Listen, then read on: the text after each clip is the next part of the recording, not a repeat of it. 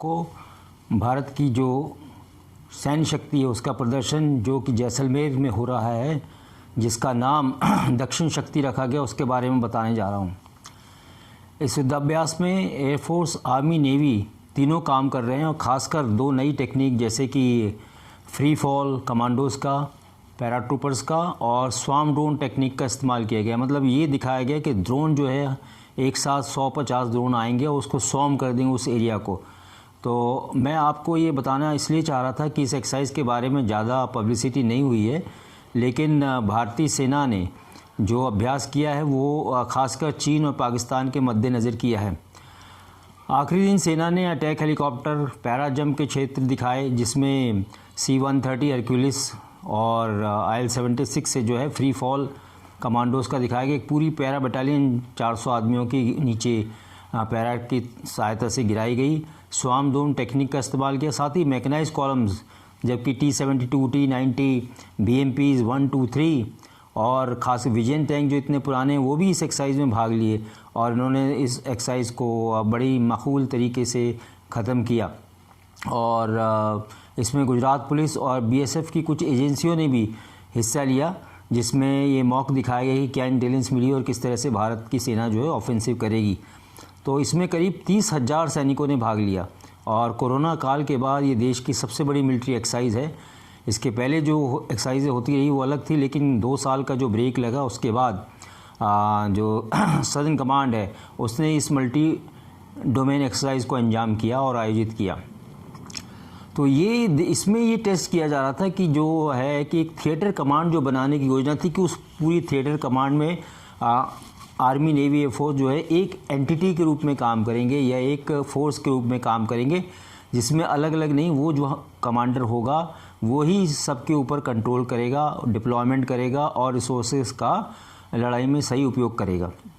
तो गुजरात से लगी हुई सीमा और पाकिस्तान से लगी हुई सीमा पर इसका अभ्यास किया गया। इसमें थल सेना, नौसेना और वायुसेना की साझा कमान बनाने पे जो कार्य चल रहा है उसकी एक तरह की टेस्टिंग की गई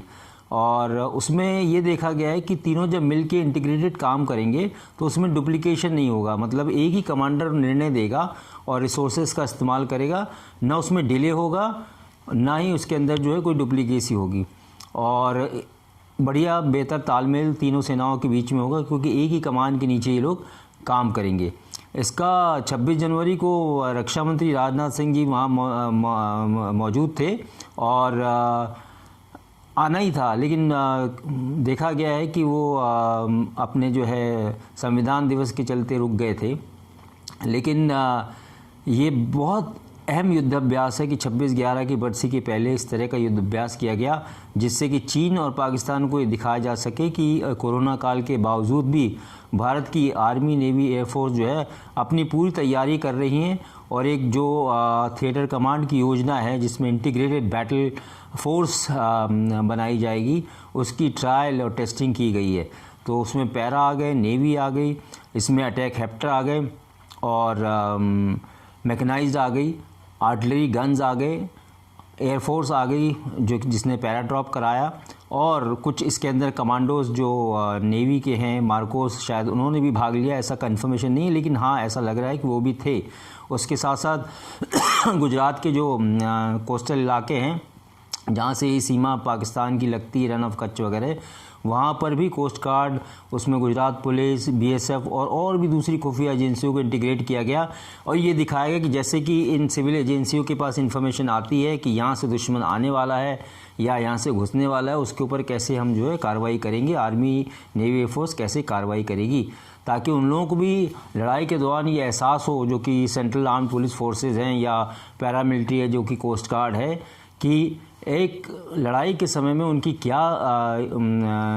योजना रहनी चाहिए और उनका क्या योगदान इस लड़ाई के क्षेत्र में महत्वपूर्ण रहेगा इस इंटीग्रेटेड बैटल में। इसको भी टेस्ट और ट्रायल किया गया। तो हेलीबॉर्न ऑपरेशन भी किए गए और करीब 30,000 सैनिकों ने इसके अंदर जो है भाग लिया और सारे कमांडर्स ने और हमारे थल सेना अध्यक्ष जो थे नरवणे, वो भी उसकी समीक्षा की, वो भी उन्होंने उसको देखा कि क्या हमने जो एम रखा था इस एक्सरसाइज का क्या वो फुलफिल हुआ और आगे क्या इसके अंदर जो कमियां थी जिसको देख के ठीक किया जा सके और अगली लड़ाई में या अगली होने वाली एक्सरसाइज में इसका जो है उपयोग किया जा सके। और इससे एक चीज़ और भी है कि जो सिविल एजेंसीज़ हैं या पुलिस फोर्सेस हैं उनको भी एक वातावरण मिला है, जिससे उनको लगा कि वो भी युद्ध क्षेत्र में अपना योगदान अच्छी तरीके से निभा सकते हैं।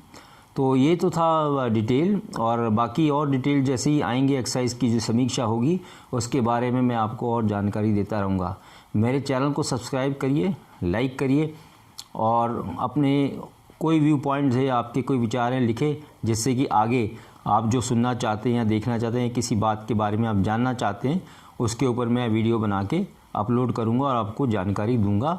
जो खासकर मिलिट्री स्ट्रेटेजीज़ और जियोपॉलिटिकल सिचुएशंस रिलेटेड है।